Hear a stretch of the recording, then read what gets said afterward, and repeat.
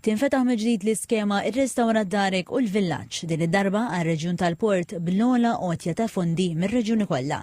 Dan ir-reġjun jinkludi l-Belt Valletta, il-Birgu, l-Isla, Bormla, Ħażabbar, il-Furjana, Ħaltarxin u Raħal Ġdid, kif spjega ċ-Chairman Eżekuttiv tal-Awtorità l-Ippjanar Johan Buttigieg. Il-Port għandu l-ikbar allokazzjoni minħabba li ovvjament għandu l-ikbar żona ta' konservazzjoni urbana.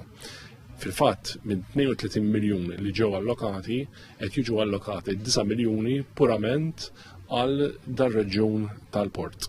U allura dawn iż-żoni li ġiġa semmejna aktar qabel il-Belt kospikwa u l-areas tal-madwar ħajkunu qegħdin jiġu allokati daw il-fondi biex kemm jista' ikunu targeted il-fondi fejn għandhom jitqasmu. Iċ-Chairman Buttigieg spjega li l-konkurrenza għal din l-iskema kienet riflessa f'kull reġjun li fetħet l-iskema fiha. Fil-fatt qal li b'kollox l-awtorità rċivit madwar 1000 sottomissjonijiet, 424 għar-Reġjun Punent, 373 għar-Reġjun Nofsinhar u 173 għar-Reġjun Għawdex.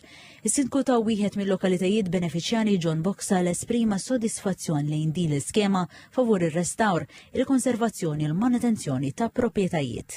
Nasab li din hija opportunità oħra ħalejtek tad-deb li inti jkollok għajnuna finanzjarja biex tirranġa l-faċċata tiegħek.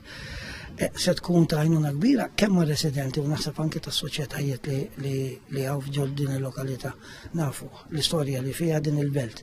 U naħseb mhux din il-belt biss, ir-Reġjun Port. Se tkun okkażjoni u li ngħid li għandna nipprofettaw ruħna minnha. Il-Ministru għall-Ippjanar Clint Camilleri qal li din l-iskema tkompli tirrifletti l-viżjoni tal-Gvern biex ikompli jippreserva il-karattru tal-irħula Maltin u Għawċin. L-applikazzjonijiet tal-iskema jiftħu fit-22 ta' April 2026 u jibqgħu miftuħa sa' 29 ta' April.